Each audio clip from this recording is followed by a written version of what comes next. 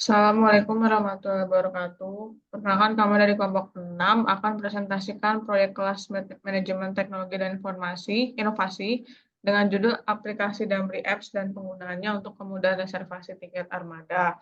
Sebelum memulainya, izinkan saya berpantun yaitu ke Bandung latihan bela diri, beliau-beliau bawa belati. Sudah lama kita menanti Pak Tatang dan Pak Tri mendengar presentasi kami, di mana pada kelompok ini terdiri dari Mario Frana, Ahmad Fauzi, dan saya sendiri Nesya Dwiasta. Diawali dari abstrak, yaitu Perum Damri merupakan perusahaan yang bergerak di bidang transportasi umum, khususnya dalam sektor bus. Platform yang digunakan dalam penjualannya itu offline dan online. Salah satu platform yang dikelola Perum Damri itu Damri Apps. Damri Apps merupakan aplikasi yang dapat diakses konsumen menggunakan gadget yang dapat digunakan dimanapun dan kapanpun. Aplikasi ini diluncurkan sejak munculnya virus COVID-19 yang terus aktif hingga saat ini. Namun dalam penggunaannya belum terdapat evaluasi yang tepat dan akurat terhadap penggunaan Damri Apps pada perspektif pelanggan yang meliputi kemudahan, kegunaan, dan penerimaan aplikasi. Sehingga rumusan masalahnya itu bagaimana kondisi perusahaan dan penerimaan, manfaat, dan tingkat keinginan konsumen dalam menggunakan aplikasi Damri Apps. Manfaatnya yaitu menjadi referensi bagi praktisi dalam memetakan proses optimalisasi dan pengembangan aplikasi serta memberikan masukan kepada manajemen perusahaan untuk perbaikan aplikasi tersebut. Metode yang digunakan yaitu BMC untuk mengevaluasi kondisi perusahaan dan analisis sistem 3 dengan survei menggunakan kuesioner untuk memahami perilaku pengguna terhadap aplikasi. Secara keseluruhan, penelitian ini menunjukkan bahwa Damri Apps diterima dengan baik oleh pengguna. Persepsi penggunaan PU dan kemudahan pengguna memiliki pengaruh signifikan terhadap niat untuk menggunakan aplikasi tersebut. Kemudian model bisnis yang diterapkan juga menggunakan operasi yang efisien dan pertumbuhan yang berkelanjutan. Pada pendahuluan, Perum Damri merupakan badan usaha milik negara yang dengan statusnya Perum di bidang transportasi jalan. Dalam melakukan pemesanan tiket terdapat platform offline dan online. Perkembangan pada platform online dilakukan secara berkelanjutan sesuai kebutuhan konsumen. Salah satu platform yang dimiliki yaitu Damri Apps. Damri Apps merupakan aplikasi yang hadir sejak munculnya virus COVID-19 dan merupakan aplikasi yang dapat diakses dengan mudah melalui gadget pelanggan sehingga pelanggan dapat memesan tiket untuk berpergian kapanpun dan dimanapun. Menurut data CRM yang dimiliki, 68% konsumen lebih sering menggunakan Damri Apps dibandingkan platform lainnya karena lebih mudah dalam melakukan cancel dari schedule tiket sesuai kebutuhan konsumen. Tingkat penggunaannya dapat dibuktikan dengan jumlah transaksi setiap tahunnya. Berikut merupakan gambar yang menunjukkan jumlah transaksi dengan menggunakan Damri Apps yang mengalami kenaikan setiap tahunnya, sehingga diperlukan adanya evaluasi komprehensif terhadap penilaian penggunaan Damri Apps yang dapat meningkatkan kemudahan dan fleksibilitas konsumen setiap waktunya. Analisis yang digunakan yaitu BMC dan kemudian dilanjutkan dengan TAM 3. Kemudian rumusan masalahnya itu bagaimana kondisi dan potensi perusahaan dengan penggunaan Damri Apps, bagaimana penerimaan aplikasi Damri Apps pada konsumen Damri, bagaimana aplikasi Damri Apps dapat bermanfaat untuk konsumen Damri, bagaimana tingkat keinginan konsumen untuk menggunakan aplikasi Damri Apps terhadap kemudahan pembelian tiket. Kemudian tujuan penelitian adalah untuk menjawab dari rumusan masalah. Manfaat penelitian yaitu pada praktisi sebagai dasar untuk memetakan proses optimalisasi atau sebagai dasar pengembangan aplikasi dalam apps terhadap kemudahan konsumen. Kemudian masukan untuk manajemen untuk perbaikan aplikasi di perusahaan. Ruang lingkupnya yaitu difokuskan pada implementasi dan penggunaan aplikasi Damri Apps di Perum Damri, khususnya dalam mengelola reservasi tiket armada. Kemudian ruang lingkupnya mencakup aspek teknis, organisasi, dan manajerial terkait dengan operasional aplikasi Damri Apps di mobile phone yang digunakan dalam keseharian oleh customer Damri. Kemudian sistematika penulisan laporan dari bab 1 hingga ke bab 6. Selanjutnya dilanjutkan oleh rekan saya. Untuk bab 2 tinjauan pustaka terdapat BMC dan TAM. BMC itu sendiri terdiri dari 9 elemen dasar bentuk bisnis yang digambarkan dalam sebuah kanvas. 9 elemen tersebut adalah customer segment, value proposition, channels, customer relationship, revenue streams, key resources, key activities, key partnerships, and cost structures. Untuk TAM itu sendiri terdapat ada 3, persepsi kemudahan penggunaan, kebermanfaatan, dan penerimaan teknologi informasi. Eh, Saya akan menjelaskan tentang BMC itu sendiri. Yang pertama adalah customer segment. Segmen pelanggan mendefinisikan kelompok orang atau organisasi berbeda yang ingin dijangkau dan dilayani oleh suatu perusahaan. Yang kedua ada value proposition, merupakan elemen kunci dalam bisnis model Canvas yang menjelaskan rangkaian produk dan layanan yang menciptakan nilai bagi segmen pelanggan tertentu. Inilah yang menjadi alasan mengapa pelanggan memilih perusahaan Anda dibandingkan dengan kompetitor. Yang ketiga ada channels. Channels atau saluran menjelaskan bagaimana perusahaan berkomunikasi dan menjangkau segmen pelanggannya untuk menyampaikan value proposition atau proposisi nilai. Saluran komunikasi, distribusi, dan penjualan ini merupakan antarmuka perusahaan dengan pelanggan. Yang keempat ada customer relationship. Customer relationship atau hubungan pelanggan menjelaskan tipe hubungan yang dijalin perusahaan dengan segmen pelanggan tertentu. Yang kelima ada revenue streams. Aliran pendapatan menggambarkan arus kas yang dihasilkan perusahaan dari setiap segmen pelanggan, atau disebut juga pendapatan dikurangi biaya untuk menghasilkan laba. Yang keenam ada key resources, sumber daya utama menjelaskan aset terpenting yang dibutuhkan agar model bisnis dapat berjalan. Setiap model bisnis membutuhkan sumber daya utama. Sumber daya ini memungkinkan perusahaan untuk menciptakan dan menawarkan proposisi nilai, menjangkau pasar, menjalin hubungan dengan segmen pelanggan, dan mendapatkan pendapatan. Yang ketujuh ada key activities, pelaksanaan kegiatan utama yang akan menjadi landasan untuk perusahaan tersebut. Menjelaskan aktivitas-aktivitas apa saja yang diperlukan guna menghasilkan produk atau layanan yang bermanfaat bagi pelanggan. Aktivitas utama ini menyesuaikan dengan value proposition yang akan dibuat. Tipikal aktivitas utama tersebut antara lain ada research and development atau riset dan pengembangan, ada production, mendapatkan pendapatan, marketing atau pemasaran, dan sales atau penjualan. Yang kedelapan ada key partnership. Kemitraan utama menjelaskan jaringan pemasok dan mitra yang membuat model bisnis berjalan. Perusahaan menjalin kemitraan karena berbagai alasan, dan kemitraan menjadi landasan bagi banyak model bisnis. Perusahaan menciptakan aliansi untuk mengoptimalkan model bisnis mereka, mengurangi risiko, atau memperoleh sumber daya. Yang kesembilan ada cost structure. Struktur biaya menggambarkan semua biaya yang dikeluarkan untuk menjalankan bisnis. Sedangkan TAM itu ada 3. Yang pertama yaitu persepsi kemudahan penggunaan atau perceived ease of use. Fokus pada seberapa mudah pengguna merasakan penggunaan aplikasi atau teknologi. Yang kedua, kebermanfaatan atau perceived usefulness, mengukur sejauh mana pengguna percaya bahwa penggunaan aplikasi akan meningkatkan kinerja. Dan yang ketiga, penerimaan teknologi informasi atau acceptance of information technology merupakan ukuran kesediaan pengguna untuk mengadopsi dan menggunakan teknologi baru.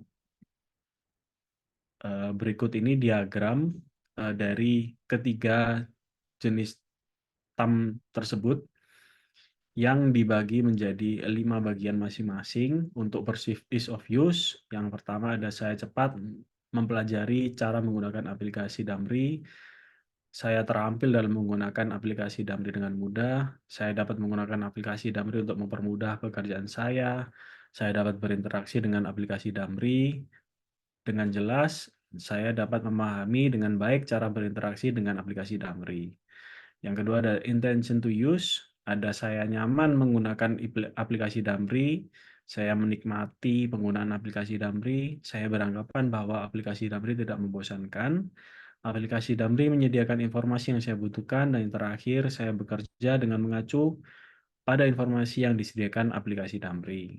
Sementara untuk perceived usefulness itu sendiri, ada saya mampu mengerjakan pekerjaan lebih cepat dengan aplikasi Damri. Saya beranggapan bahwa pekerjaan saya menjadi mudah dengan aplikasi Damri. Saya dapat meningkatkan produktivitas kerja dengan aplikasi Damri. Saya dapat meningkatkan efektivitas kerja dengan aplikasi Damri. Saya beranggapan bahwa aplikasi Damri dapat berguna bagi saya. Ketiga hal ini saling berhubungan. Untuk selanjutnya akan dijelaskan oleh rekan saya. Baik, di bab 3 ini saya akan coba menjelaskan tentang metodologi penelitian yang kita gunakan dalam penelitian kali ini, di mana tahapan penelitian yang pertama adalah metode ini menggunakan data numerik dan statistik untuk menganalisis fenomena dan pertanyaan peneliti. Kemudian data tersebut kita kumpulkan melalui kuesioner yang kita rancang sedemikian rupa menggunakan instrumen TAM yang tersedia yang fungsinya untuk menilai penerimaan konsumen terhadap aplikasi Damri Apps.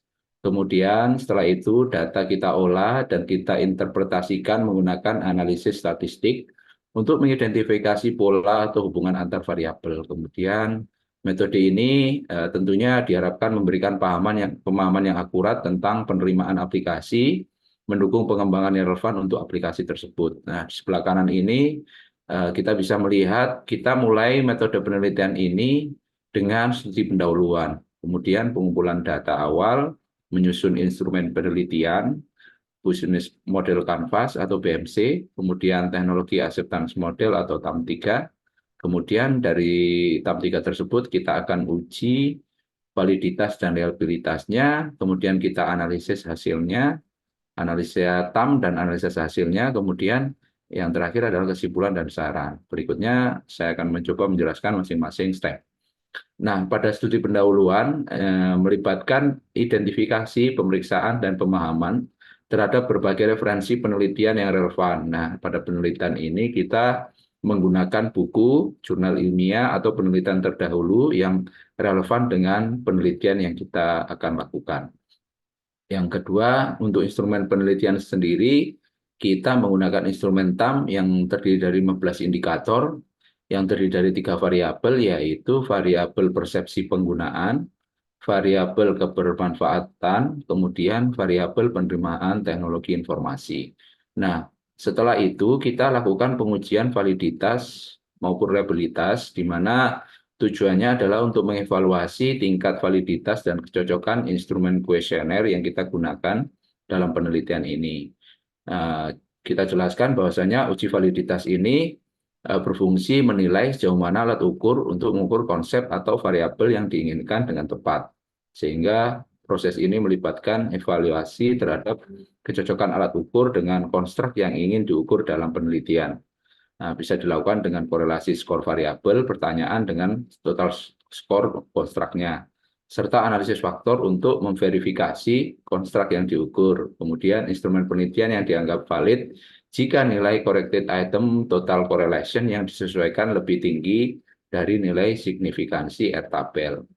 Kemudian setelah uji validitas kita lakukan, berikutnya adalah uji reliabilitas, yaitu fungsinya mengevaluasi konsistensi atau keandalan indikator dalam kuesioner, yaitu dengan pengukuran ulang, menilai apakah jawaban konsisten dari waktu ke waktu, dan pengukuran 1 kali, kemudian melihat korelasi antar jawaban dan pertanyaan serupa.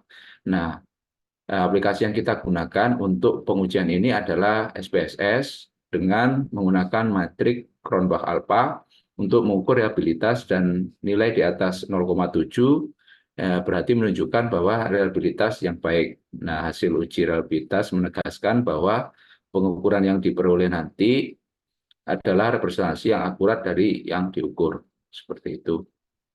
Kemudian pada fase pengumpulan data, kita melakukan melalui survei kuantitatif dengan 359 pengguna Damri Apps dari semua data pengguna yang kita lakukan dan kita pilih secara acak. Kemudian data tersebut kita kumpulkan melalui formulir daring, melalui Google Form. Kemudian responden menilai pertanyaan dengan skala Likert 1 hingga 5. Nah, data yang terkumpul akan dianalisis dengan TAM untuk mengevaluasi penerimaan konsumen terhadap variabel TAM yang sudah kami sebutkan sebelumnya. Hasil analisis ini akan membantu pengembangan aplikasi Damri Apps di masa depan, baik untuk customer maupun internal perusahaan. Nah, variabel sendiri sebelumnya yang sudah dibahas oleh teman saya di bab 2, terdiri dari kebermanfaatan, kemudahan, dan penerimaan. Jadi terdapat 15 indikator yang diterapkan dalam kuesioner penelitian ini yang terbagi dalam variabel-variabel tersebut. Next. Kemudian dari perhitungan tersebut kita analisis dan evaluasi terhadap penerimaan teknologi oleh responden, termasuk persepsi kemudahan, kebermanfaatan, dan penerimaan. Selain itu, analisis juga mempertimbangkan data demografis karena yang menggunakan aplikasi ini berbagai macam ya, sehingga kita berusaha untuk memahami pola penggunaan berdasarkan karakteristik responden. Nah, hasil analisis ini akan membantu mengevaluasi penerimaan teknologi tersebut, kemudian faktor apa saja yang mempengaruhinya, dan implikasi terhadap pengembangan teknologi di masa depan. Setelah itu, yang terakhir adalah menyusun kesimpulan, di mana diharapkan nanti bahwa penerimaan teknologi informasi melalui analisis TAM memiliki dampak signifikan pada penggunaan aplikasi yang diteliti. Responden juga menunjukkan persepsi yang tinggi terhadap kemudahan penggunaan, kebermanfaatan, dan penerimaan teknologi secara keseluruhan. Nah, kesimpulan dan saran ini memberikan dasar bagi kami untuk bisa mengembangkan aplikasi ataupun teknologi yang ada di internal Damri bisa lebih efektif dan berkelanjutan.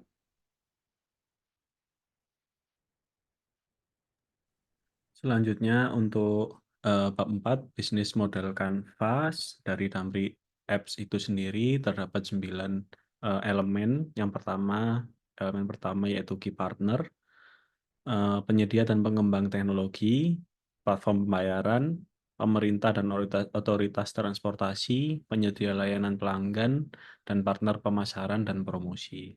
Sementara untuk elemen key activities terdapat pengembangan, pemeliharaan, dan perbaikan aplikasi teknologi, manajemen kesesuaian armada bus, customer relationship management atau CRM, layanan pelanggan, pemasaran, dan promosi. Sedangkan untuk elemen key resources terdapat platform e-ticketing, teknologi dan infrastruktur digital, SDM pengembangan digital dan teknologi, data dan informasi pelanggan, mitra penyedia teknologi, dan sumber daya keuangan. Sementara untuk value proposition, terdapat kemudahan dalam membeli tiket secara online, penghematan waktu, menghadirkan kualitas keamanan dan kenyamanan, menyediakan tiket digital yang tersimpan dalam gadget, layanan pelanggan 24/7, data dashboarding penjualan tiket real time, peningkatan efisiensi proses. Untuk elemen customer relationships, terdapat komunitas bus di seluruh Indonesia, media sosial, platform aplikasi, program loyalitas dan penawaran khusus, FAQ, dan panduan online. Untuk elemen channels terdapat email marketing, website resmi, aplikasi mobile, dan tiket elektronik. Untuk elemen customer segments terdapat wisatawan dalam negeri dan mancanegara, wisatawan individual dan kelompok, pegawai perusahaan, pengguna untuk perjalanan bisnis dan pribadi. Sementara untuk elemen cost structure terdapat biaya pengembangan dan pemeliharaan aplikasi teknologi, biaya operasional, biaya pemasaran dan promosi, biaya administratif, dan biaya pengembangan dan inovasi. Untuk elemen revenue streams terdapat penjualan tiket, periklanan, kemitraan dengan pihak lain, biaya refund dari schedule, kesesuaian penetapan harga.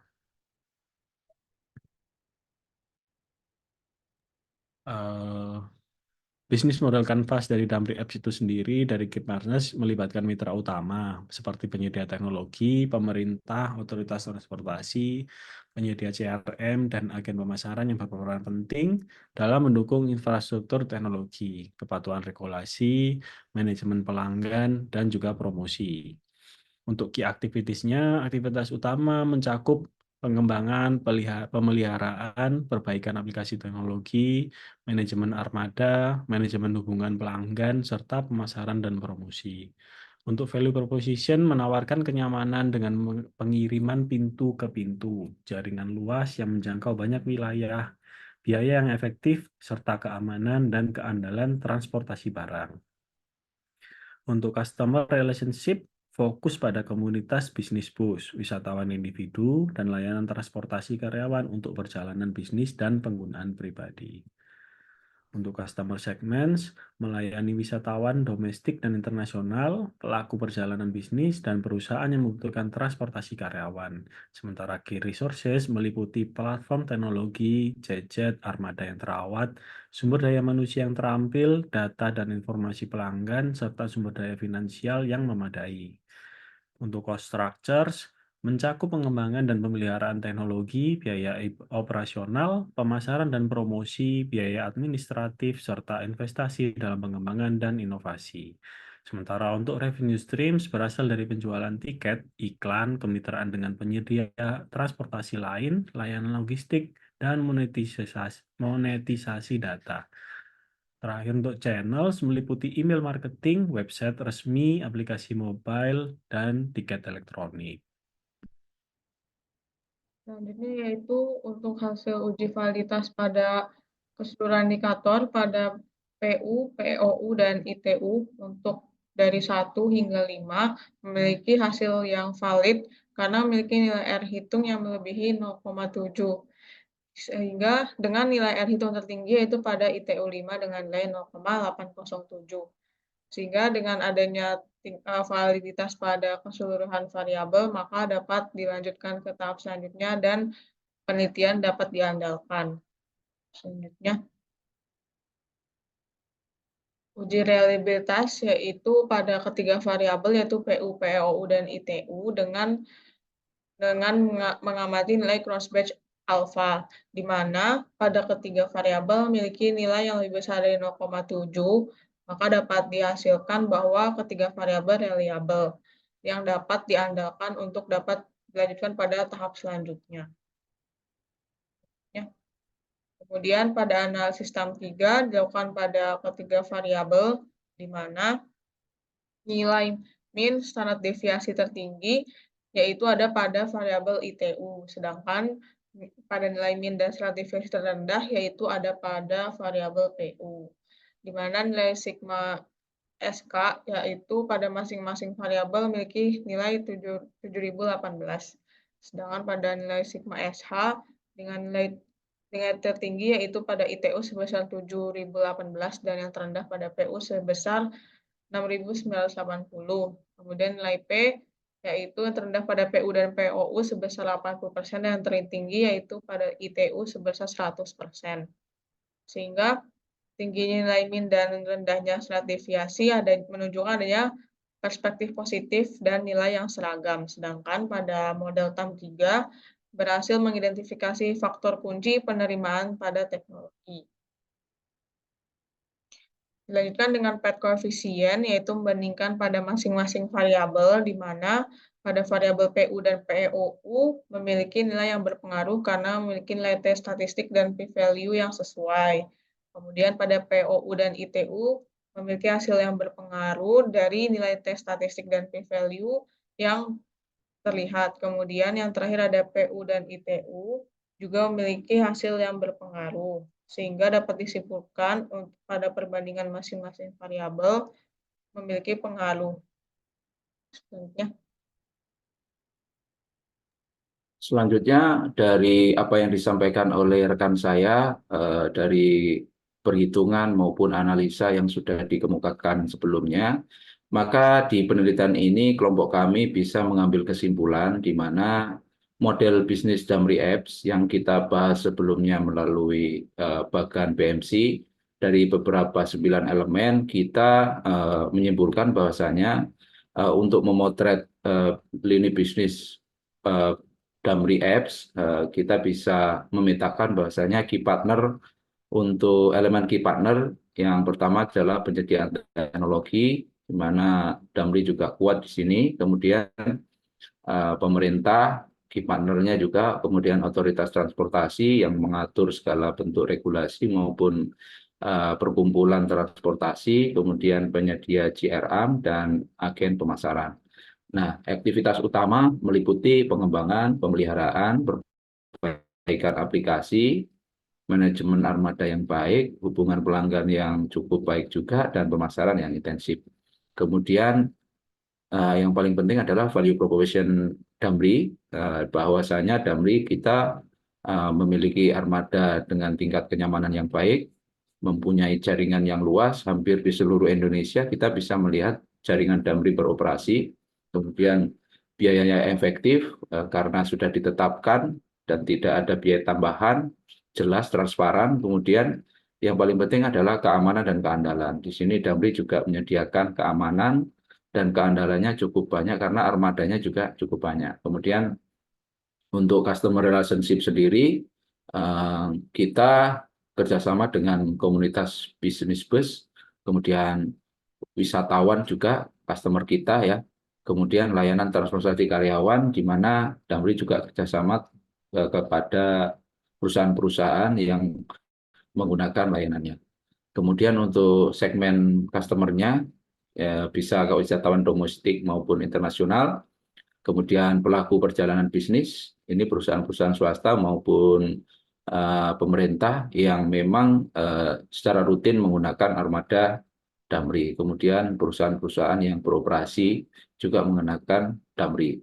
Kemudian untuk key resources, kita memiliki resources di teknologi, karena secara sumber daya manusia Damri juga mumpuni untuk itu. Kemudian gadget, armada, kemudian sumber daya manusia, data pelanggan yang lumayan banyak karena Damri beroperasi sudah lama sehingga datanya banyak dan dapat digunakan untuk analisa lebih lanjut terkait dengan relationship misalnya terhadap customer, kemudian untuk pengembangan aplikasi dan lain sebagainya. Kemudian yang paling penting adalah sumber daya finansial yang mumpuni sehingga bisa bertahan sampai hari ini. Kemudian secara channeling bisa melalui email marketing, aplikasi yang ada, kemudian melalui website juga bisa, dan Damri juga menjual melalui e-ticketing.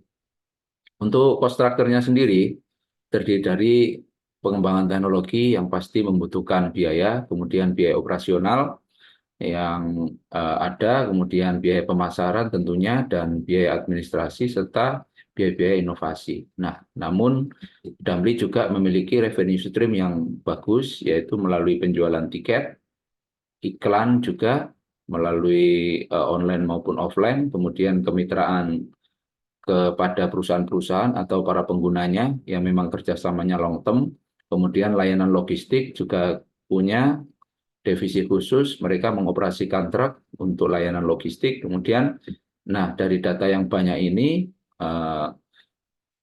Damri juga akhirnya bisa memonetisasi data sehingga lebih dekat kepada customer dan bisa mengetahui preferensi apa yang dibutuhkan oleh customer. Itu dari BMC-nya. Kemudian secara TAM-nya sendiri, sebelum kita menganalisis TAM, terlebih dulu kita uji validitas dan reliabilitas. Sudah jelas disebutkan di awal bahwasanya uji validitas dari analisis teman saya sebelumnya yang disampaikan, semua indikator valid, yaitu R hitungnya lebih dari 0,7 untuk PU, PEOU, dan ITU. Kemudian uji reliabilitas juga memiliki nilai Cronbach alpha, untuk PU-nya sendiri 0,822, PEOU 0,807, dan ITU 0,836. Ini artinya datanya adalah konsisten. Kemudian yang terakhir adalah analisis TAM. Nah, dari analisis TAM 3 ini kita tahu rata-rata min-nya adalah PU 19,442, PEOU 19,470, ITU 19,548 dengan standar deviasi yang rendah. Kemudian persentase keselarasan ITU 100%, sedangkan PU dan PEOU 80%.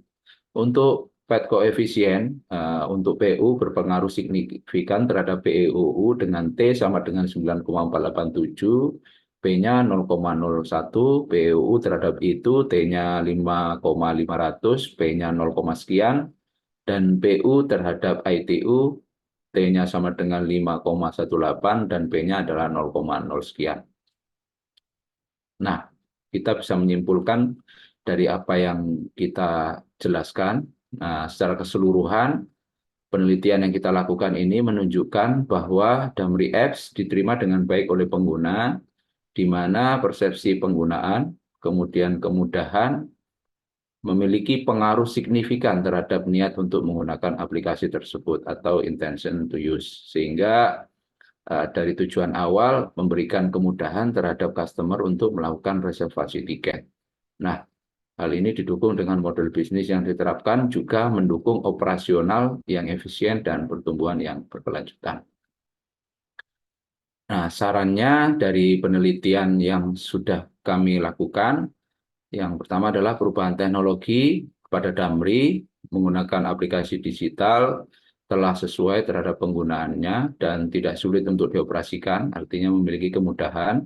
Namun pada realisasinya perlu adanya promosi yang gencar dan pemasaran yang lebih luas lagi terhadap mungkin fitur dan manfaat dari Damri sehingga dapat meningkatkan engagement terhadap customer. Ini penting bagi Damri untuk bisa merealisasikan program promosi dan pemasaran lebih lanjut. Nah, selain itu diperlukan juga adanya peningkatan fitur ya, karena mungkin dirasa kurang mengikuti perkembangan sehingga fungsi aplikasinya bisa mengikuti kebutuhan konsumen. Nah, penguatan hubungan dengan mitra utama juga perlu ditingkatkan, optimalisasi pemasaran dan promosi seperti yang saya sampaikan sebelumnya.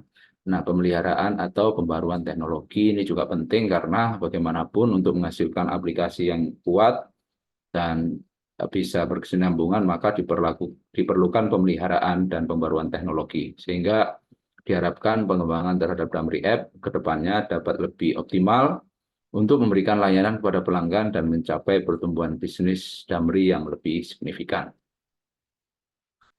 Nah, berikut adalah daftar pustaka yang kita sudah susun. Bisa dilihat, next. Nah, itu aja Pak dari kami. Terima kasih kepada Pak Tatang dan Pak Tri yang sudah berkenan membimbing kami, mengarahkan untuk bisa mempelajari apa yang sudah diberikan. Kami ucapkan terima kasih. Kami ada sedikit pantun sebelum menutup.